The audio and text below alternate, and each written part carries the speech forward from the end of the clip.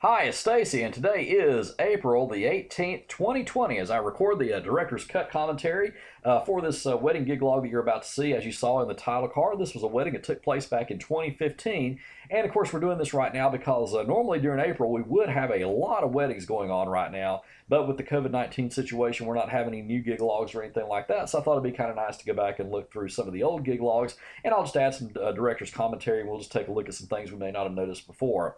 Now, this particular wedding took place at Okaloosa Island. This was just near Fort Walton Beach, actually, between Pensacola and Panama City. So really, popular tourist area. A lot of people like to come down to this area. So, I actually wasn't that far from Destin either. So if you've heard of Destin, Florida, this is where we were, really close to it. Now, we were going out to a hotel at the beach, and you'll see the Gulf of Mexico, and you'll see where this hotel was here in a little bit. But the bride and groom actually had their ceremony in one room and their reception in another. Now, this was their ceremony setup. Now, this wasn't my setup because I didn't, perform the ceremony or anything. I just went in there and just recorded it just so you can see where their ceremony was as opposed to where their reception was. But their reception was actually in another room right across the hallway, and you'll see that here in just a second. But this is the room that they had their ceremony in. Now, here we are in the reception room right across the hallway. And you can see how, this room is just really open there. You can see, like I said, you can see the beach, and I'll show you that here in a little bit. But this room actually kind of reminded me a little bit of the top of the Riv. If you remember going to the Riviera, if you went to Mobile Beach, Las Vegas, or you've seen some of my videos from Mobile Beach, Las Vegas, that's what this room reminded me of, except you're looking out over the beach. And just a really beautiful place up there. And there we go. There's my reception setup. You can see that I had the 2 megapixels there in the back, just doing a little bit of uplighting, and we had their monogram there on the floor. And this was, like I said, just a beautiful place to go and do a wedding. And I've done plenty of weddings in that room before.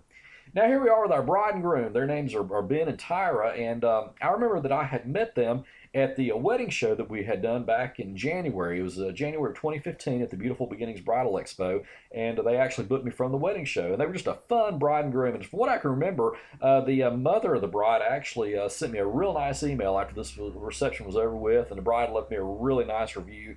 And it was, they were just a really fun couple. I really enjoyed, having the chance to work with them, and they really had a great reception as well.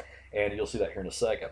Now here we are doing the bride and groom's first dance. Now you'll notice something here. Everybody there was focused on the bride and groom, which is the way it should be. Now I've done a lot of weddings before, where I've seen people like on their phones checking Facebook, or maybe texting or something like that during the bride and groom's first dance, their spotlight dances or the toast or something like that. And I always discourage that because these are really important moments, and the bride and groom's first dance is really the climactic moment of the whole reception, in my opinion. And I think that we really need to make sure that we're focused on the bride and groom during these moments. Again, like we're doing here, the father bride dance, as you can see, and also the mother groom dance you'll see here in just a second. And it's always important, but you can see all her friends and family, they were all focused on the bride and groom and what was going on, and that's the way it should be. And in just a second, you're going to see the bride's sorority sisters do a special song to them. Now, this actually was not planned.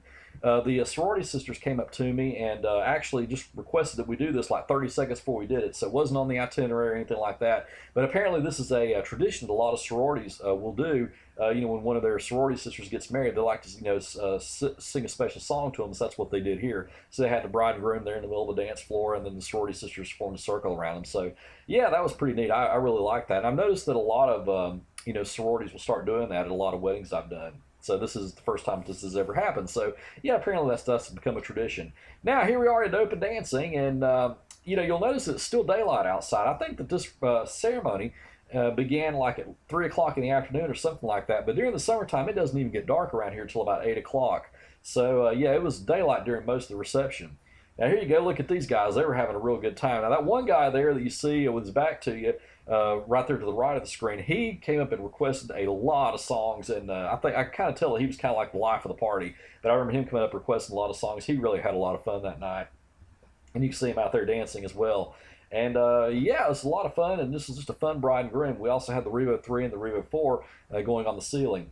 Now, I can't remember why we didn't have the lights out in this particular venue. It seems like we tried and we couldn't figure it out or something like that. I just really can't remember what was going on with that, but we couldn't turn the lights out. But like I said, it was daylight during most of the reception anyway, so that so I don't really think that turning the lights out would have really made much of a difference. But yeah, you can see the Revo 3 there on the ceiling. You see them out there having a good time. And I'm going to get a picture of the Gulf of Mexico here in just a second. There we go. The sun was going down. You can see the beach there. That's looking out over the Gulf of Mexico, and you can see people out there on the beach. Of course, right now in April of 2020, as I'm recording this director's commentary, there is nobody out on the beach because the beaches are currently closed because of the COVID-19 situation. But there we go. There's my reception set up, and you can see how everything looked with those megapixels there. How we just did a little bit of up lighting back there, and everybody out there having a good time. You can still see their monogram there on the floor too. It looks a lot better, and you can see the Revo 3 there on the ceiling. Yeah, and here we are getting back into more open dancing. Now, there's something special that happens at the end of this gig log, and I've also got it on the original gig log, which you can find in the description of this video. But, you know, like I said, this particular venue backs up to the beach, as you saw. Well, apparently, as I was breaking down that night and loading out my equipment, I was getting on the elevator and saw a surprise. And let me tell you about that, okay? Apparently somebody that was staying at the hotel, it wasn't a member of the wedding party or anything like that, it was just a guest that was staying at the hotel, decided that he wanted to get a bucket and go out and collect crabs out on the beach. I don't know what he was going to do with them because they're not the type of crabs you can eat or whatever, but anyway, he went and got a bunch of crabs and he collected them on the beach and took them on the elevator, and for some reason the buckets turned over and these crabs got loose on the elevator. And I noticed them when I was wheeling my equipment back down, and I'll get those here in just a second, and you'll see the crabs here in just a second. But apparently some of the hotel workers here were taking brooms and everything else trying to get these crabs out. But now when you got on the elevator, you know, you were inside the hotel, but then when you got down to the bottom floor opened outside. So, you know, so it was real easy to get those crabs out. But they'd actually gotten a few of them out, but I had to ride up and down the elevator with them in there. So that was pretty interesting. You'll see that here in a second. Now here we are doing the bride and groom's final dance. And what I normally do with that, and I mentioned this in other gig logs, is I ask the bride and groom to stand in the middle of the dance floor, and I'll ask everybody to form a circle around them, as you see there. That really creates a nice ending to the wedding reception, and I've gotten a lot of compliments on that. I've been doing that for years, and a lot of the brides really like that. And then, of course, after we're done with the final dance, then everybody can move outside and do the, final send-off, whatever they're going to do, like sparklers or blow bubbles, whatever they're going to do on that.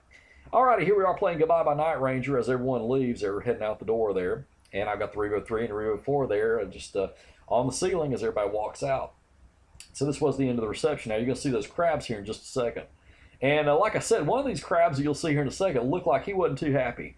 And like I said, I don't know what made this guy, you know, decide that he wanted to go collect these crabs, because like I said, these aren't types you can eat or anything like that. But you can see one of those crabs there, you know, walking, and you know, they were riding up the elevator, up and down the elevator until they can get them out. But I think a couple of the crabs actually fell through the cracks there on the elevator shaft, but I think they were able to get a lot of them out. But he had filled that bucket full. There were a lot of them in there.